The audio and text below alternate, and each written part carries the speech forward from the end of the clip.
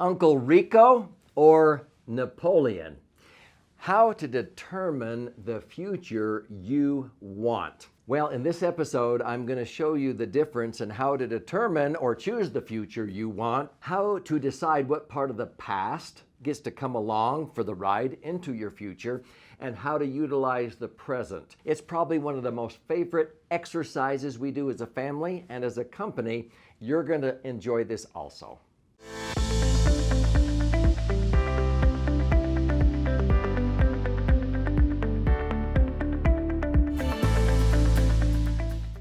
I'm Doug Andrew, and I've written several books in my life, 11 as of right now. My goal is to write and release a book every year the rest of my life. And so in my various books, some are financial strategy books. Others, like this one called Entitlement Abolition, talks about how to abolish entitlement mindset with those people you care about, your kids, your grandkids, maybe your employees. How to lead your family or your business from me to we, together we're better. I have another book I co-authored with my brother-in-law, Learning Curves. The proceeds of this book buy medical supplies, dental supplies to do humanitarian trips to third world countries like Guatemala, Dominican Republic, Vietnam, and so forth. These stories are in these books, but I'm going to share with you one of the movies, probably one of the stupidest movies that I've ever watched, except for maybe Dumb and Dumber. Dumb and Dumber and Napoleon Dynamite are probably the most low-budget, stupid films I've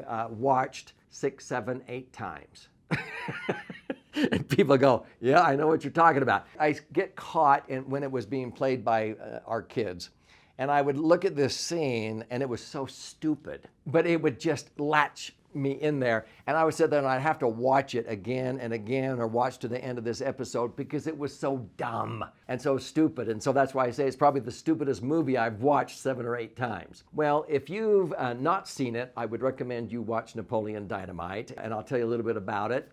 But many people in America have seen this low-budget film that was actually done up towards the North Utah border and Idaho. And it's the story of this geek in high school named Napoleon Dynamite. And there's other characters in there, such as Pedro. He's helping his friend Pedro to try to win to be student body president. And Napoleon is always going out trying to get the attention of this one young lady and so forth. But one of the characters I'm going to talk about right now is Uncle Rico. Now, Uncle Rico, I think, was his brother-in-law, and he's trying to eke out a living.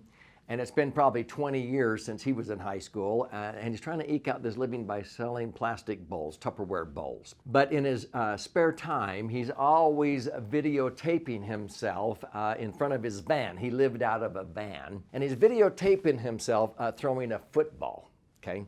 And he is constantly just throwing the football, because that's what he did in high school 20 years before. And every now and then, Uncle Rico sort of starts dwelling on the past. So there's this one scene. He's out on the front porch one night, and they're eating a steak or whatever. Uncle Rico starts into the past. And as he's sitting there, and he's going, I'll bet I could throw this football over them mountains. And he goes, oh, if the coach would have just put me in fourth quarter. Now, he's talking about a football game 20 years ago. He wants to try to change his past. How many of us try to change our past? That's ridiculous.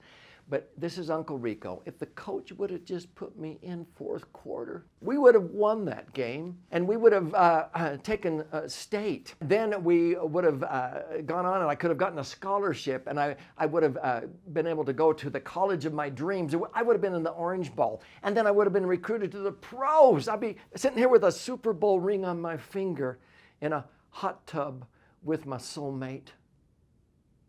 But the coach didn't put me in. What's Uncle Rico doing? He's trying to change his past. That's ridiculous. You can't believe how many people try to have a better past. It ain't gonna happen. But I like that because it's so true to life. Napoleon, he wants to change and have the girl of his dreams, this young shy girl and so forth. It's really funny in the movie. But there's an exercise that we do with our children and grandchildren once a year. It's usually in December. It doesn't have to be. It's also the favorite exercise for our employees. And the idea came from my good friend, strategic coach Dan Sullivan, and he's given me permission to share this. He calls it the quick thinker. And so with the quick thinker exercise, usually I give people that I mentor, my kids, my grandkids, anyone, I give them about 5 or 6 minutes to fill out this card. Now you'll notice there's 3 boxes right here, and the first box basically says, choose the future you want. And there's 3 blanks, 1, 2, and 3 items you want in your future. Choose the future you want. It's amazing how many kids don't think they have a choice. They think they're stuck. And I say, no, I'm giving you permission. Choose the future you want. Do you notice the middle one? Decide what part of the past gets to come along, okay? And let the rest go, okay? And then, again, 3 things there, and then last, utilize the present.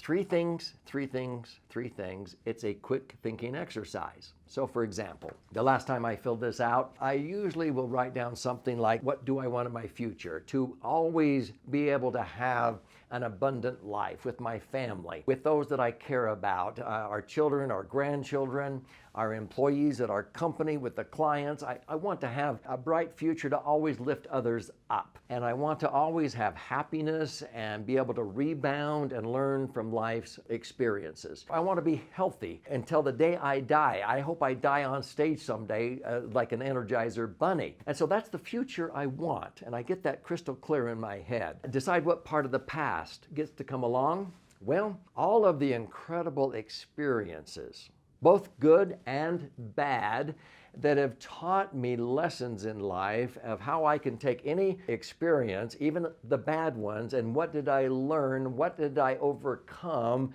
and how can that propel me into the future, and let the rest go. Your future is spotless if you choose for it to be, but decide what part of the past gets to come along, and all of the wonderful memories, all of the experiences. But for some of these troubled youth that I mentor, they keep living in the past, some of the things they did that were wrong, and they feel like, I can never be forgiven. I cannot have a choice. They get caught in this trap of thinking they've blown it, and forevermore they cannot have happiness in their future. How sad is that? The middle part of that exercise is you decide what part of the past gets to come along into the future and let the rest go. Okay, you can't change the past.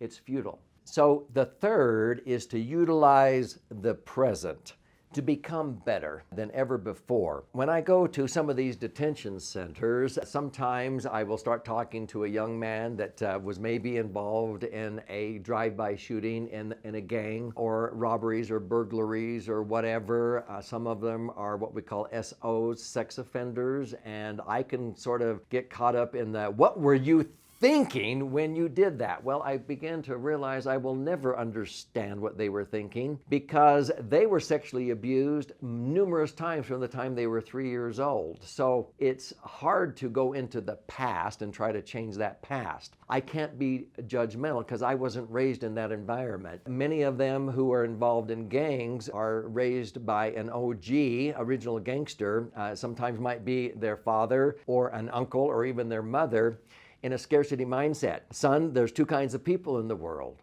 the haves and the have-nots. We're part of the have-nots. So when the haves leave their garage door unlocked, they did something wrong. You're not doing anything wrong if you go into their house and you redistribute their belongings back to us, because we've got to make life fair. That may sound strange to you, but this is the way they're raised. So when they get incarcerated and they'll say, well, I'm doing my time. Well, what do you see in your future? Well, I can't wait till I get back out there. They're just doing their time, and I do this exercise with them, and all of a sudden I say, how can you utilize the present? Why don't you get your high school diploma in here?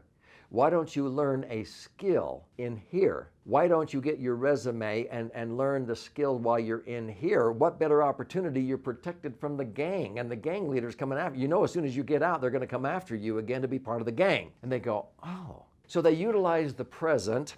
They ask me for blanks. They take it back to their cells and they hang it up. The staff says, what did you give them? That half sheet of paper. They are now showing up to class. They want to get their diploma. They're learning this. They're checking out books. They're getting in the computer lab.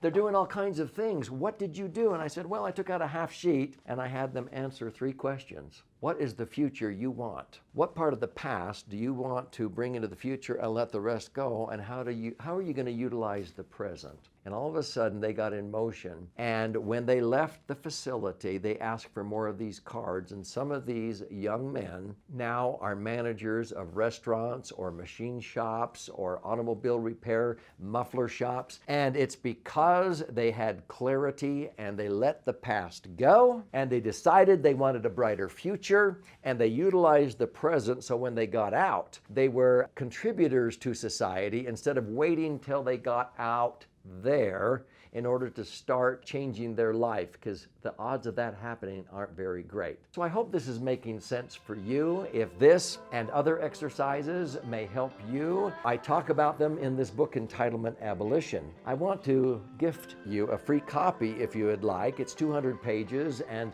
this exercise plus many others are in here. You'll see how powerful it is just to take a few minutes and help those you care about choose the future they want, decide the part of the past that should come along and let the rest go, and utilize the present to have the brighter future that they're beginning to visualize. And so go to entitlementabolitionbook.com, pay $5.95 shipping and handling, and I'll fire out a free copy to you. And you can learn about this concept and many others just like this one.